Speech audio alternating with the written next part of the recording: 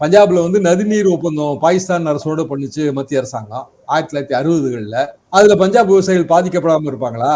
அவங்க அதை விரும்புவாங்களா? தங்களோட தண்ணியை வந்து பகிர்ந்து கொடுக்க விரும்புவாங்களா? இங்கேயே வந்து காவிரி பிரச்சனையில விரும்புறாங்களா? அதை ஏத்துக்கிட்டு தான் இருப்பாங்க. ஆனாலும் மத்திய அரசு அந்த ஒப்பந்தம் போடத்தான் செஞ்சது. இப்ப பஞ்சாப் தேர்தலுக்கு நதிநீர் ஒப்பந்தத்தை துரோகம் இழைத்து விட்டார்கள், அதை கிழித்தெறிவோன்னு பேச முடியுமா? முட்டாள்தனமா பேசுறாங்க. அதுவும் வந்து ஒரு ஃபாரின் செக்ரட்டரி, அவர் வந்து பெரிய பொசிஷன்ல இருந்து நீங்க ஃபாரின் மினிஸ்டரா இருக்காரு.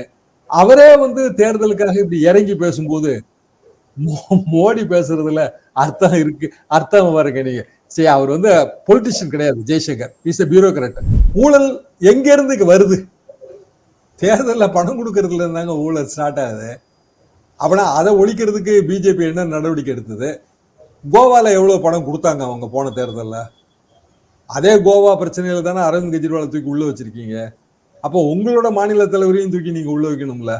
நான் வந்து வேண்டான்னு சொன்னேன், அதனாலதான் மோடியும் அமித்ஷாவும் வந்து வேண்டாங்கிற முடிவு எடுத்தாங்க அப்படின்னு அண்ணாமலை சொல்றது உண்மை என்றால், தேர்தல் முடிவுக்கு பிறகு அண்ணாமலை தானே காணாம போவாரு. இப்ப அவர் பில்டப் பண்ணிருப்பார்ல, நாங்க வானத்தை வில்லா வளைச்சிருவோம்னு சொல்லியிருப்பார்ல. வில்லா வளைக்க முடியலன்னு எப்ப தெரியும்? ஜூன் 4. அது அவருக்கு பிறந்த நாள் வேற. இந்தியாவின் பரம ஏழைகளில் அவர் ஒருத்தங்க, ரொம்ப பரம ஏழைங்க. பாவம் வந்து சாப்பாட்டுக்கே வழி கிடையாது. ஆமா, டெபாசிட் கட்டுறதுக்கே வழி இல்ல அவங்களுக்கு. நிதியமைச்சரா வச்சிருக்கோம் ஒரு பரம ஏழை, அவர் ஏழை தாயின் மகன், அவரை பிரதமரா வச்சிருக்கோம். இன்னொரு பரம ஏழை பிரதமர்னால இவங்களை நிதியமைச்சரா வச்சிருக்கோம். அப்பேற்பட்ட நிர்மலா சீதாராமன் அவங்க என்ன சொல்றாங்க?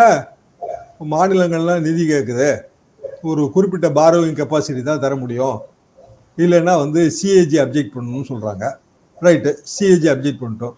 சிஏஜி உங்க நிர்வாகத்தை ஏகப்பட்ட வாட்டி அப்ஜெக்ட் பண்ணிருக்கு, அதுக்கெல்லாம் என்ன பதில்? நிர்மலா சீதாராமன் என்கிட்ட பணமே இல்லை, சீட்டை கொடுத்து விட்டாங்க, நான் வேண்டாம் வேண்டாம்னு சொன்னேன், இருந்தாலும் மோடியும் நட்டாவும் சேர்ந்து சீட்டை கொடுத்துட்டாங்கன்னு சொன்னா 95 லட்சம் ரூபாயை பலரும் வந்து நன்கொடையா கொடுத்துட்டு போறாங்க. நின்று பாருங்க, ஜெயிச்சு காட்டுங்க, அப்புறம் உங்க கருத்துக்களை சொல்லுங்க. மக்களோட ஒரு மேண்டேட்டே பெறாதவங்க பிற கட்சிகளை பத்தி மக்களை பத்தி கருத்து சொல்றத மாதிரியான தவறு எதுவுமே கிடையாதுங்க. அது அரசியல் அறிவீனம்.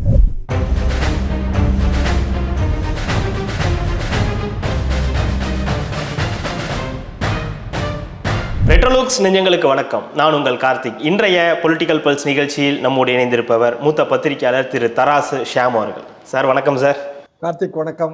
தேர்தல் களத்துக்கு இன்னும் ஓட்டு போடுறதுக்கு நமக்கு இன்னும் ஒரு 4-5 நாட்கள் தான் இருக்குன்னு, ஒரு வார காலம் தான் இருக்கு அப்படின்ற 17ஆம் தேதி வரைக்கும் பிரச்சாரம். அதுக்கு பிறகு சைலண்ட் பீரியடு. ஒரு மிக நெருக்கமான காலகட்டத்தில் இருக்கும் நாடாளுமன்ற தேர்தலுக்கு. அதுவும் தமிழகம் தான் முதலில் வந்து வாக்கை வந்து செலுத்த போகுது அப்படின்றது செய்தி.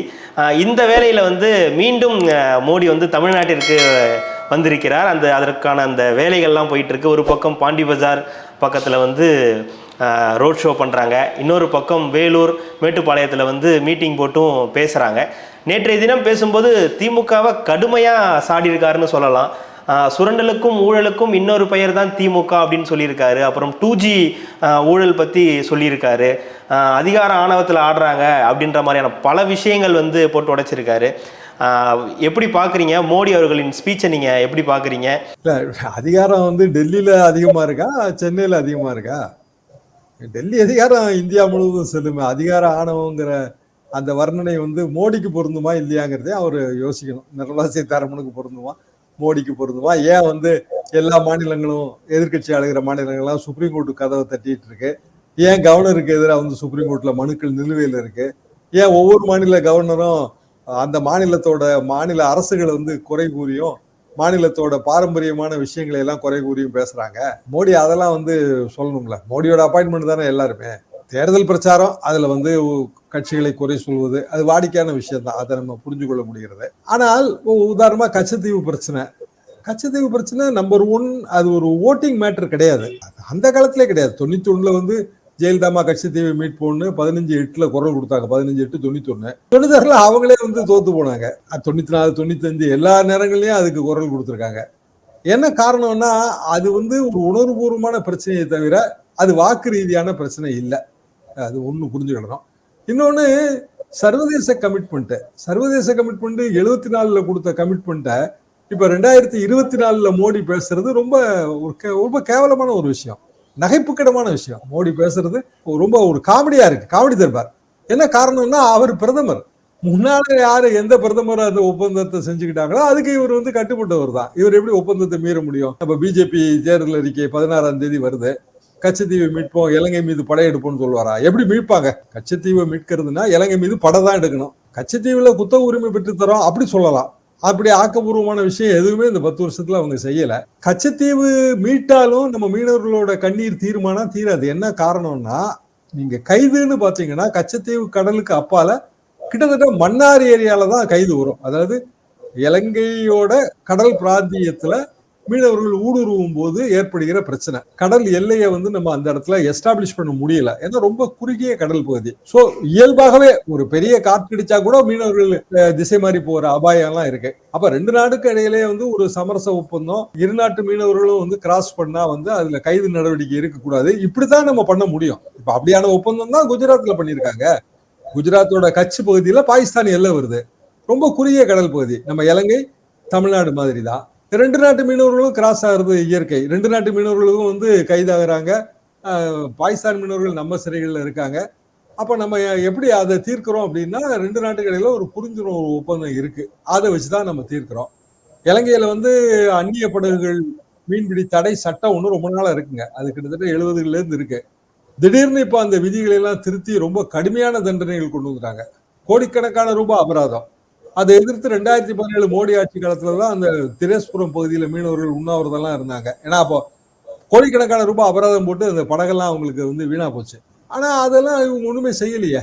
அப்போ மோடி ஆட்சி தான் இருந்தது. 2014 வந்து 3 வருஷம் அந்த ஆட்சி இருந்தது. எல்லாருமே வந்து ரெப்ரசன்டேஷன் கொடுத்தாங்க. பலரும் வந்து இங்க இருந்தெல்லாம் போய் அது இன்னும் சொல்ல போனா எடப்பாடி பழனிசாமி ஆட்சி ஜெயக்குமார் வரைக்கும் வந்து அதெல்லாம் சொல்லிதான் பார்த்தாங்க. என்ன உருப்படியான நடவடிக்கை வந்து மோடி கவர்மெண்ட் செஞ்சது அந்த பிரச்சனையை தீர்க்கிறதுக்கு? சரி, அந்த சட்டத்தை வந்து திருத்தணுங்க. அவ்வளவு ஒரு கொடூரமான சட்டம் நம்ம பிஎம்எல்ஏ ஆக்ட் மாதிரி போட்டு வச்சிருக்காங்க. அதுக்கான முயற்சி எடுக்கல. கச்சத்தீவு பகுதியில வந்து இரு நாட்டுக்கு இடையே ஒரு புரிந்துணர்வு ஒப்பந்தம் போடலாம். குறுகிய கடல் பகுதி. நான் வந்து வேதாரண்யத்துல அந்த காலத்துல மீட்டிங் பேசும்போதுங்க 20 நிமிஷத்துல அங்க இருந்து இலங்கையில இருந்து இங்க வந்துருவாங்க. நம்ம மீட்டிங் கேட்கவே வருவாங்க. வந்துட்டு நம்மளை பார்த்து பேசுவாங்க. யாழ்ப்பாணத்துல இருக்கிற தமிழ் மீனவர்கள், யாழ்ப்பாணத்துல இருக்க தமிழர்கள் வந்து எம்ஜிஆர் படம் போட்டா 20 நிமிஷம் போட் எடுத்து 25 நிமிஷம் போட் எடுத்து இங்க வந்து படத்தை பார்த்துட்டு திருப்பி ஊருக்கு திரும்பிடுவாங்க நைட்டு.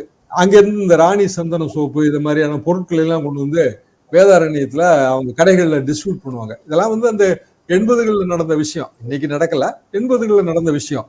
அந்த அளவுக்கு இரு நாடுமே ஒண்ணுங்கிற நிலைமையில தான் அப்ப நம்ம இருந்தோம். அப்படியான ஒரு சூழ்நிலையில் இன்னும் சொல்ல போனாங்க, நம்ம 87 பெரிய பிரச்சனை வரும்போது இலங்கை தமிழர்கள் பசிப்பட்டினியில வாடும்போது இங்க இருந்து வந்து உணவு பொட்டலம் போட்டோம். அப்போ நிருபர்களை எல்லாம் நான் அந்த மிலிட்டரி பிளைன்ல அனுப்பியிருக்கேன். அப்போ என்ன சொல்லுவாங்கன்னா, அந்த பிளைன் பிறக்கிறதுக்கு முன்னாடி we are going to island அப்படிம்பாங்க. ஐலண்ட் தான் நம்ம நாட்டோட ஒரு பகுதி மாதிரி. அதாவது இலங்கைக்கு போறதை அப்படி சொல்லுவாங்க. we are going to island, whoever pleases they can come, give name. உடனே நாங்க கொடுத்து விடுவோம். தாம்பரம் ஏர்ஃபோர்ஸ் அந்த தளத்துல இருந்து வந்து விமானம் புறப்பட்டு உணவு பொட்டலம் போட்டு திருப்பி வந்துடும். ரொம்ப காலம் நடந்த விஷயம் இது. இதெல்லாம் பத்திரிகைகள் எல்லாம் எழுதியிருக்கிறோம். 87ல நாங்க கண்கூட பார்த்த விஷயம். அப்போ கச்சத்தீவு பிரச்சனை இப்ப கிளப்பி என்ன ஆகுது? ஜெய்சங்கர் வந்து அவரு புரிஞ்சுக்கிட்டு பேசுறாரா இல்லையான்னு தெரியல. அவரே மாதிரியான ஒரு ஃபாரின் செக்ரட்டரி தான் கேவல் சிங். கேவல் சிங் தான் அதுக்கான ஏற்பாடுகள்லாம் பண்ணாரு. இங்க சிஎம்கிட்ட வந்து சொன்னாங்க மூடி அறைக்குள் என்ன நடந்தது அப்படின்றாரு. சிஎம் கிட்ட வந்து இந்தியன் ஃபாரின் செக்ரட்டரியும் இந்தியன் ஃபாரின் மினிஸ்டரும் பேசி இந்திய ஒப்பந்தம்னு வரும்போது அவர் என்ன செய்ய முடியும்? எதிர்ப்பை தெரிவிச்சாங்க.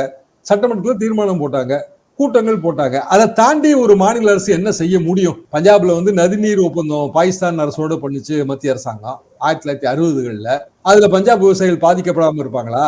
அவங்க அதை விரும்புவாங்களா? தங்களோட தண்ணியை வந்து பகிர்ந்து கொடுக்க விரும்புவாங்களா? இங்கேயே வந்து காவிரி பிரச்சனையில விரும்புறாங்களா? அதை ஏத்துக்கிட்டு தான் இருப்பாங்க. ஆனாலும் மத்திய அரசு அந்த ஒப்பந்தம் போடத்தான் செஞ்சது. இப்போ பஞ்சாப் தேர்தலுக்கு நதிநீர் ஒப்பந்தத்தை துரோகம் இழைத்து விட்டார்கள், அதை கிழித்தெறிவோன்னு பேச முடியுமா? முட்டாள்தனமா பேசுறாங்க. அதுவும் வந்து ஒரு ஃபாரின் செக்ரட்டரி, அவர் வந்து பெரிய பொசிஷன்ல இருந்து நீங்க ஃபாரின் மினிஸ்டரா இருக்காரு. அவரே வந்து தேர்தலுக்காக இப்படி இறங்கி பேசும்போது மோடி பேசுறதுல அர்த்தம் இருக்கு, அர்த்தம் பாருங்க நீங்க.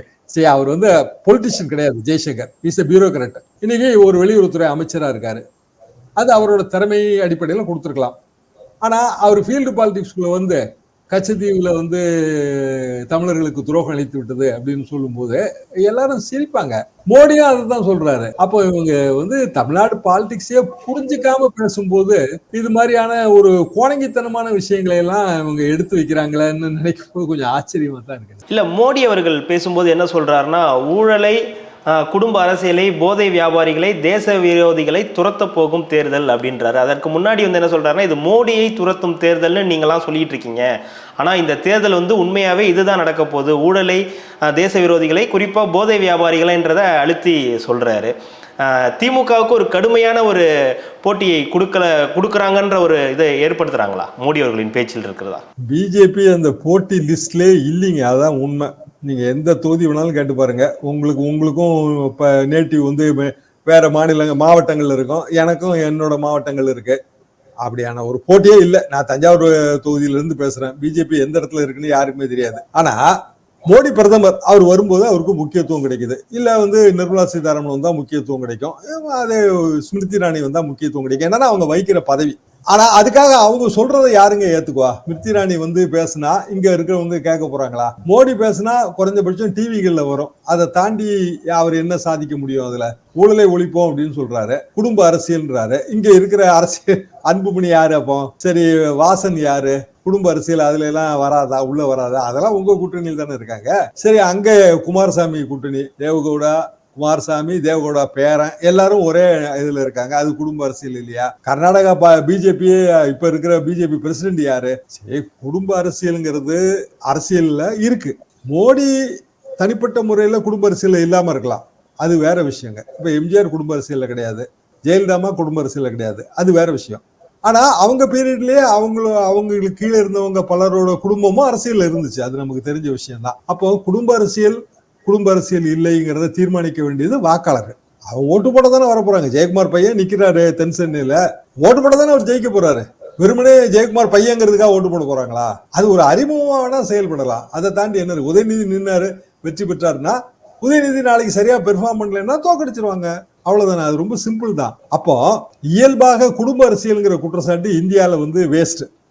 ஏன்னா கிட்டத்தட்ட இந்தியாவில் இருக்கிற எல்லா மாநிலங்களையும் அதை நம்ம கண்கூட பார்க்கிறோம். ரெண்டாவது, குடும்ப அரசியலை ஒழிக்க முடியுமானா அதுவும் முடியாது. ஊழல் அப்படிங்கிற ஒரு விஷயத்த பிஜேபியோ இல்ல மத்திய சர்க்கார்ல ஆட்சியில் இருக்கிற எந்த கட்சியுமே கண்டிப்பா சொல்லவே முடியாது. ஏன்னா அது இந்தியாவில் ஊறி போயிருக்கு. தேர்தலில் ஓட்டுக்கு பணம் கொடுக்கலன்னு பிஜேபி சொல்லுமா? அப்போ நயினார் நாகேந்திரன் பணம் பிடிபட்டது, அது எங்க இருந்து வந்த பணம்? பிஜேபி தான் வந்து 15 கோடி ரூபாய் கேண்டிடேட்டுக்கு கொடுக்கறதாக ப்ராமிஸ் பண்ணி 7.5 கோடி ரூபாய் கட்சி ஃபண்டை கொடுத்து விட்டு அதுலதான் அந்த 4 கோடி ரூபாய் வந்து பிடிபட்ட பணம்னு சொல்றாங்க. சரி, அதை விட்டுருவோம். ஒரு நேற்று முன்தினம் இங்க இருந்து ஒருத்தர் துபாய் போறாரு மலேசியா வழியா. மலேசியால குடியுரிமை, மலேசிய அதிகாரிகள் அவர் பேர்ல சந்தேகப்பட்டு விசாரிக்கிறாங்க, நம்ம இல்ல, மலேசிய அதிகாரிகள். இல்ல இவர் வந்து சட்டவிரோத பண பரிமாற்றத்தில் ஈடுபடுற நபர் அப்படின்னு சொல்லி அவரை இந்தியாவுக்கே திருப்பி அனுப்பிடுறாங்க, இங்க அத்தாரிட்டிஸ்க்கு தகவல் கொடுத்துட்டு. இங்க ஐடி அதிகாரிகள் விசாரிக்கிறாங்க. இப்போ அவரு அமலாக்க பிரிவு விசாரணையில் இருக்காரு. கடைசியில் அவரோட செல்போன் ரெக்கார்ட்லாம் ஆராய்ஞ்சா அவர் துபாயில் இருக்கிற சிலரோடு வந்து தொடர்புல இருக்காரு. ஒரு வைர வியாபாரி, ஒரு லேடி மோனிகான்னு பேரு, அப்புறம் இன்னும் ஒரு 2-3 பேர், செல்வம்னு ஒரு பேரு. இதெல்லாமே இப்போ வருது. அவங்களோட தொழில் என்ன அப்படின்னு பார்த்தா சட்டவிரோதமா பண பரிமாற்றம், ஹவாலா. 200 crores பிளான். அதுக்கு இங்க லோக்கலா ஒரு ஆளு, அவரும் அந்த செல்போன் ரெக்கார்ட்ல பிடிபடுறாரு. இவங்களோட தொடர்புகள் பார்த்தா எல்லாமே வந்து நார்த் இந்தியன் பிஜேபி தொடர்புகளா இருக்கு. இப்போ அமலாக்க பிரிவு என்ன செய்ய போகுதுன்னு தெரியல. பிஜேபி இல்ல வேற கட்சியாவே இருக்கட்டுமே, நடவடிக்கை எடுக்கணும்ல. அப்ப நடவடிக்கை எடுக்கிறாங்களா, எடுக்க போறது இல்லையா தெரியல. ஆனா 200 கோடி ரூபாய் இங்க தமிழ்நாட்டுக்குள்ள வர்றது தடுத்து நிறுத்தப்பட்டு விட்டது, அதை மட்டும் நம்ம புரிஞ்சுக்க முடியுது. அப்ப தமிழ்நாடு பூராவும் பணமே கொடுக்காம எந்த கட்சியாவது ஓட்டு வாங்குதுங்கிறத சொன்னாங்கன்னா உண்மையிலே நான் சந்தோஷப்படுறேங்க. ஓட்டுக்கு பணம் கொடுக்கறத கடுமையா நாங்க எதிர்க்கிறோம், அதை ஒழிக்கணும்னு நினைக்கிறோம். ஆனா அது கூடிக்கிட்டே போகுது. இதான நம்ம கண் கூட பாக்குறோம். 80-90% எல்லா ஓட்டுக்கும் எல்லாரும் பணம் கொடுக்குறாங்க. ஆனா எல்லாத்தையும் வாங்கிட்டு யாருக்கு ஓட்டு போடுறாங்கன்னு யாருக்குமே தெரியல. அதான உண்மையான நிலைமை. அப்போ ஊழல் எங்க இருந்து வருது? தேர்தலில் பணம் கொடுக்கறதுல இருந்தாங்க ஊழல் ஸ்டார்ட் ஆகுது. அப்படின்னா அதை ஒழிக்கிறதுக்கு பிஜேபி என்ன நடவடிக்கை எடுத்தது? கோவால எவ்வளவு பணம் கொடுத்தாங்க அவங்க போன தேர்தலில்?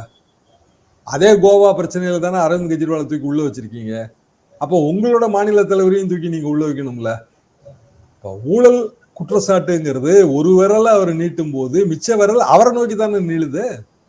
இல்லை சார், இப்போ அவங்க தொடர்ந்து ஒரு மோடி அவர்களின் பேச்சில் வந்து திமுகவை மட்டும் எதிர்க்கிறார். ஸ்டாலின் அவர்களின் குடும்பம் அவரை மட்டும்தான் எதிர்த்து பேசுகிறார். அதிமுகவையோ எடப்பாடி அவர்களையோ விமர்சிக்கவே இல்லை, ஒரு வாரத்தை கூட பேசலை அப்படின்றத எப்படி பார்க்கலாம் சார்? இல்லை, அந்த 2வது இடத்துக்கு வர்ற டெஸ்பரேட் அட்டெம்ப்ட், அதாவது திமுக விமர்சனம் பண்ணி பேசும்போது அதனால மட்டுமே பிஜேபி ஜெயிச்சிடாதுன்னு எல்லாருக்குமே தெரியும். ஆனா அதன் மூலமாக திமுகவுக்கு எதிரான ஓட்டுகளை அவங்க எடுக்கலாம்னு நினைக்கிறாங்க. வழக்கமா என்னங்க ஆகும், திமுகவுக்கு எதிரான வாக்கு அதிமுகவுக்கு, இதுதான் வழக்கமான நிலைமை. இப்ப அதை மாத்தணுங்கிற ஒரு நேரேட்டிவ்ல ஒர்க் பண்றாங்க. இப்ப அண்ணாமலை என்ன சொல்றாரு, இந்த தேர்தலுக்கு பிறகு அதிமுக காணாம போகும், திமுக எதிர்ப்பு என்பதே இன்னைக்கு தேதிக்கு அது அதுக்காக ஒரு பார்ட்டி இயங்குறதுங்கிறது வேஸ்ட்ன்றாரு.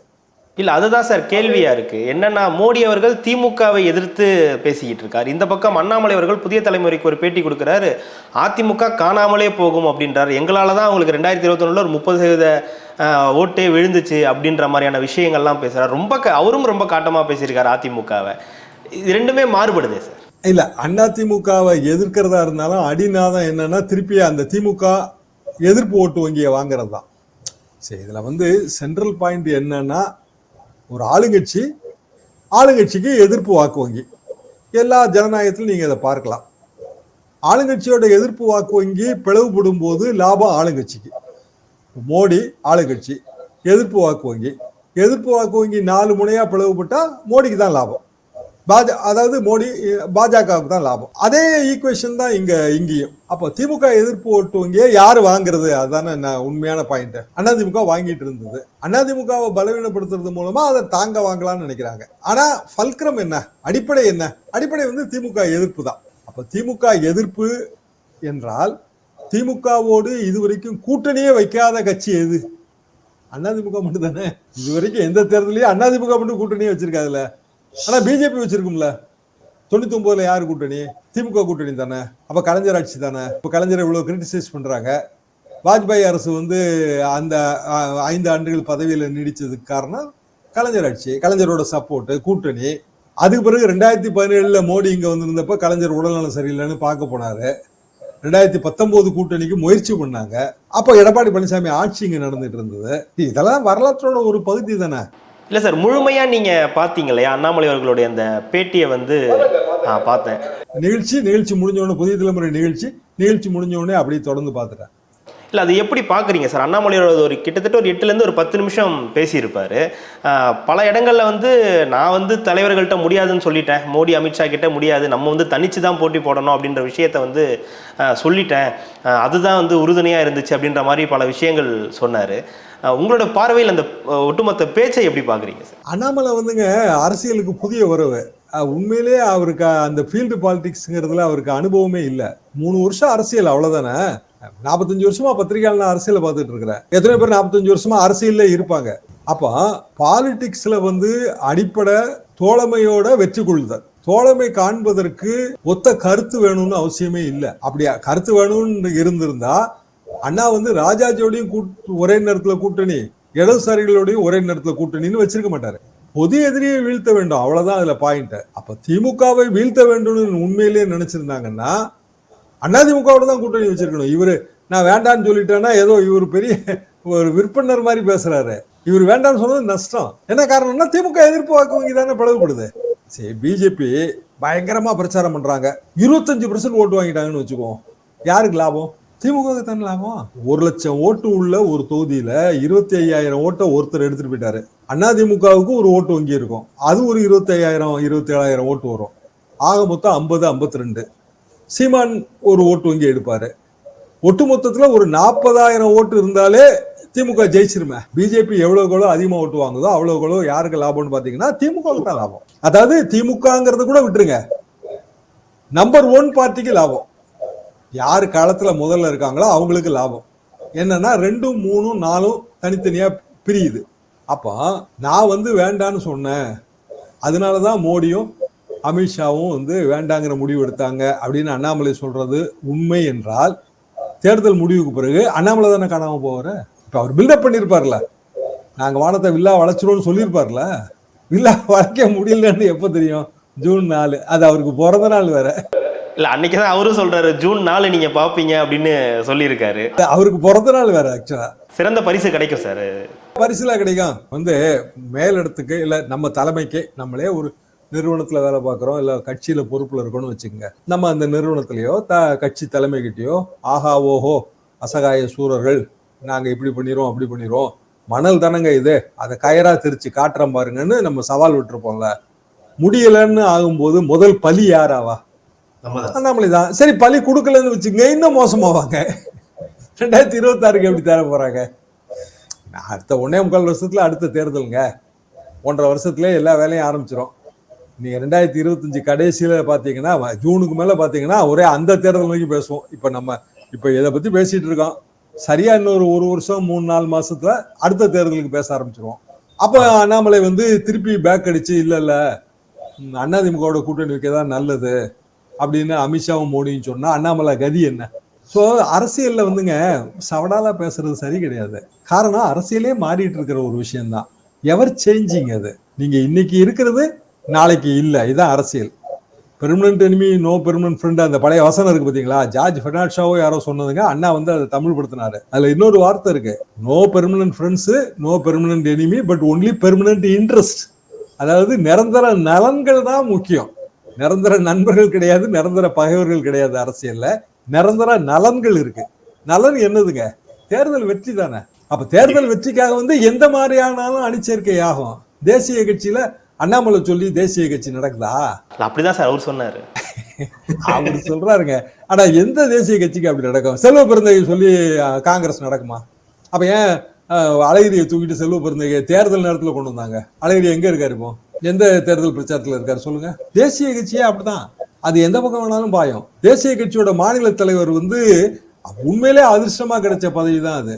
3 வருஷத்துல யாருங்க ஒரு தேசிய கட்சியோட மாநில தலைவர் ஆக முடியும்? கர்நாடகத்துல இவரு அவர்களுக்காக ஏதோ செஞ்சு கொடுத்துருக்காரு. அதுக்கான ஒரு பரிசுன்னு தான் நான் முதல்ல இருந்தே நினைக்கிறேன். உண்மையிலே அண்ணாமலைங்கிற பேரையே நான் 3 வருஷத்துக்கு முந்தி பிஜேபி தலைவரா வரும்போதாங்க கேள்விப்பட்டேன். அதுக்கு முந்தி ரஜினிகாந்தோட கட்சிக்கு இவர் தலைவர் ஆவாருங்கிற மாதிரி யாரோ சொன்னாங்க.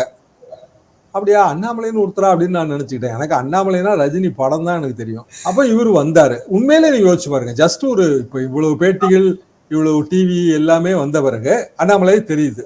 இல்ல சார், மோடி அவர்களே கோவப்பட்டிருக்காரு சார் நேற்று மேடையில். அண்ணாமலையை தெரியாதுன்னு சொல்றாங்க இந்த குடும்ப கட்சி. அண்ணாமலை ஒரு போலீஸ் ஆஃபீஸர், களப்பணியாற்றக்கூடியவர், வீரர் அப்படின்னு சொல்லி மோடி அவர்களே அண்ணாமலையை தெரியாதுன்னு எப்படி சொல்லுவீங்கன்னு சொல்லி கோவப்பட்டிருக்காரு சார் மேடையில் நேற்று. உண்மையிலே மோடிக்கும் தெரியலன்னு தான் அர்த்தம். உண்மையிலே அண்ணாமலை எப்படிங்க தெரியும்? இப்பதானங்க அண்ணாமலை பேரே தெரியும் நம்ம எல்லாருக்குமே. நீங்களும் பத்திரிகையாளராக இருக்கீங்க, நானும் எவ்வளவு வருஷமா இருக்கேன். ஒருத்தர் பேர் தெரிந்த தலைவராக மாத்துறதுக்கோ இல்லைன்னா அவரோட கோட்டை எடுத்து பயன்படுத்துறதுக்கோ அவர் பல தேர்தல்களை சந்தித்திருக்கணும், பல வெற்றி தோல்விகளை பார்த்திருக்கணும், பல கஷ்டங்கள் அடைஞ்சிருக்கணும், பல்வேறு போராட்டங்கள்ல கலந்து கொண்டிருக்கணும், சிறைச்சாலைகளுக்கு போயிருந்திருக்கணும். அப்பதானங்க அவர் தலைவராக முடியும். அண்ணாமலை தலைவர் ஆக்கப்பட்டவர், அப்படி வேணா எடுத்துக்கணும். நிர்மலா சீதாராமன் அவர்களின் அந்த கட்டுரை இந்தியன் எக்ஸ்பிரஸ்ல வந்துருது, அதை பற்றி உங்களுடைய பார்வை? அதாவது அவங்க எப்பவுமே அவங்களோட பாணி எதுன்னா ஒரு ஹெட்மிஸ்ட்ரஸ் மாதிரி இல்ல ஒரு மேத்ஸ் டீச்சர் மாதிரி பேசுறதுதான், எடுத்தறிஞ்சு பேசுறது அப்படிங்கறத அவங்க ஸ்டைலா வச்சிருக்காங்க. ஆனா அது தேர்தல் நேரத்துல அது சரி கிடையாது. இந்தியாவின் பரம ஏழைகளில் அவங்க ஒருத்தங்க, ரொம்ப பரம ஏழைங்க. பாவம் சாப்பாட்டுக்கே வழி கிடையாது. ஆமா, டெபாசிட் கட்டுறதுக்கே வழி இல்ல. அவங்களுக்கு நிதி அமைச்சரா வச்சிருக்கோம். ஒரு பரம ஏழை, அவர் ஏழை தாயின் மகன், அவரை பிரதமரா வச்சிருக்கோம். இன்னொரு பரம ஏழை பிரதமர்னால இவங்களை நிதி அமைச்சரா வச்சிருக்கோம். அப்பேற்பட்ட நிர்மலா சீதாராமன் அவங்க என்ன சொல்றாங்க? மாநிலங்கள்லாம் நிதி கேட்குது, ஒரு குறிப்பிட்ட பாரோவிங் கெப்பாசிட்டி தான் தர முடியும், இல்லைன்னா சிஏஜி அப்ஜெக்ட் பண்ணணும்னு சொல்றாங்க.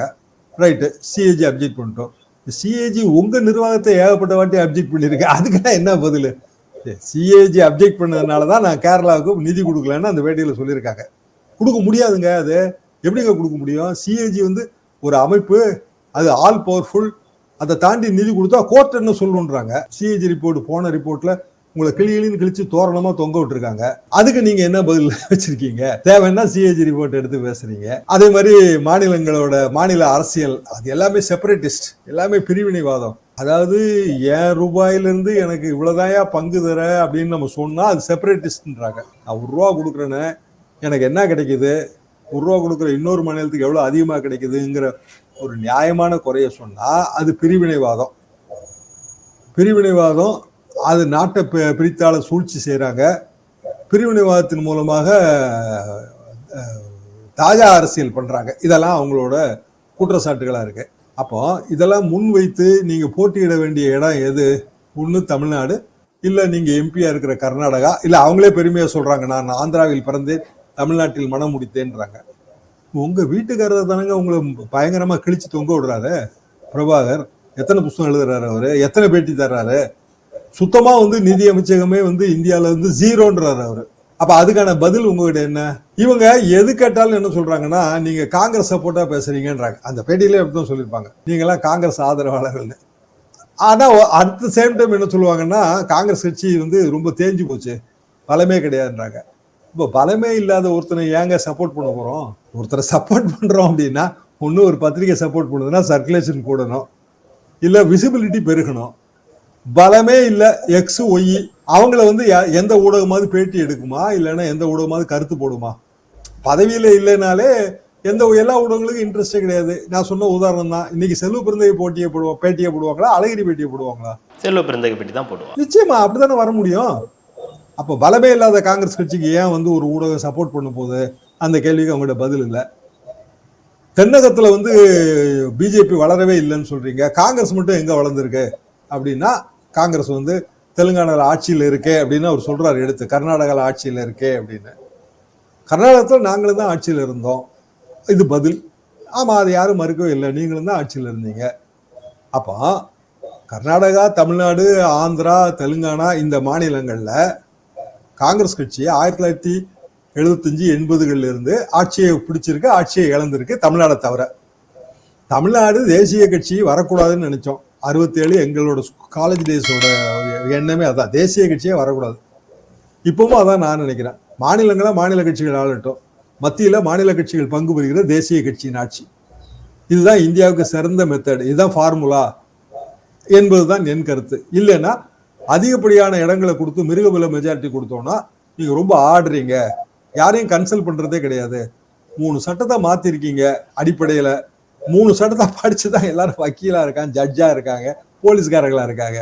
நீங்க பாட்டுக்கு மாத்தி விட்டீங்க. இனி எப்போ அவங்க எல்லாம் படிச்சு எப்போ அவங்க தேடி வர போறாங்க சொல்லுங்க? அப்போ ப்ராசஸ் டியூ ப்ராசஸ்ல இருக்க வேண்டிய ஒரு விஷயத்த தடாலடியா மாத்துறதுக்கான தைரியம் உங்களுக்கு எங்க இருந்து வருது? மிருகபல மெஜாரிட்டில இருந்து வருது. அப்ப அந்த மிருகபல மெஜாரிட்டி இருக்கக்கூடாது அப்படிங்கறதா இந்த தேர்தலோட அடிநாதம். அப்ப அதுதானே மோடி எதிர்ப்பு, வேற ஒண்ணுமே இல்லையே. நிர்மலா சீதாராமனுக்கு இதை எப்படி நம்ம புரிய வைக்கிறதுன்னு எனக்கு உண்மையிலே தெரியல. சரி, தேர்தல் நின்னா தோக்கடிக்கிறது மூலமா புரிய வச்சிடலாம், அதுவும் நிக்க மாட்டேன்றீங்க. நீங்க எம்பியா, ராஜ்யசபா எம்பியா சௌரியமா உட்காந்துருக்கீங்க. தமிழ்நாட்டுல நீங்க தேர்தல் நில்லுங்க, இல்ல கர்நாடகால, ஆந்திரால எங்க வேணாலும் நிக்க வேண்டியதானே. இல்ல சார், அவங்க வசதி இல்லைன்னு சொல்லிட்டாங்களே சார். அவ்வளோ இல்ல, நாங்க எல்லாரும் ஆளு கொஞ்சம் பணம் போட்டு நிறுத்த வைக்கிறோம். நிதியமைச்சருக்கு நன்கொடை கொடுக்காமலா என்ன? உங்களுக்கு தேர்தலுக்கு 95 லட்சம் ரூபாய் அதிகபட்ச செலவு, அதானே உண்மையாவே அதிகபட்ச செலவு. தேர்தல் ஆணையம் நிர்ணயிச்சிருக்கிற செலவு. நிர்மலா சீதாராமன் என்கிட்ட பணமே இல்லை, சீட்டை கொடுத்து விட்டாங்க, நான் வேண்டாம் வேண்டாம்னு சொன்னேன், இருந்தாலும் மோடியும் நட்டாவும் சேர்ந்து சீட்டை கொடுத்துட்டாங்கன்னு சொன்னா 95 லட்சம் ரூபாயை பலரும் நன்கொடையா கொடுத்துட்டு போறாங்க. நின்று பாருங்க, ஜெயிச்சு காட்டுங்க, அப்புறம் உங்க கருத்துக்களை சொல்லுங்க. மக்களோட ஒரு மேண்டேட்டே பெறாதவங்க பிற கட்சிகளை பத்தி, மக்களை பத்தி கருத்து சொல்றத மாதிரியான தவறு எதுவுமே கிடையாதுங்க. அது அரசியல் அறிவியணும். ஆனா ஒரு விஷயம் புரியுது சார், அண்ணாமலை அவர்களுக்கு இருக்கிற மாதிரியான நண்பர்கள் நிர்மலா சீதாராமனுக்கு இல்லைன்றது தான் வருத்தத்திற்குரிய விஷயம். அண்ணாமலை அந்த ஃப்ரெண்ட்ஷிப் வின் பண்ணி வச்சிருக்காரு. ஒரு மாசத்துக்கு பல லட்சம் ரூபாய் செலவு பண்ணி அண்ணாமலையை மெயின்டைன் பண்றதுக்கு ஆள் இருக்கு. நான் நிர்மலா சீதாராமனுக்கு அது இல்லைன்றது தான் நண்பர்கள் வட்டாரம் இல்லை போல இருக்கு. நிர்மலா சீதாராமன் பரமையான பாவம். கண்டிப்பாக சார், மிக்க நன்றி சார். இவ்வளோ நேரம் உங்களுடைய நேரத்தை ஒதுக்கி எங்களுக்காகவும் ரெட்ரோலோக்ஸ் நேயர்களுக்காகவும் பல்வேறு கருத்துக்களை பகிர்ந்தமைக்கு ரெட்ரோலோக்ஸின் சார்பாக மிக்க நன்றி.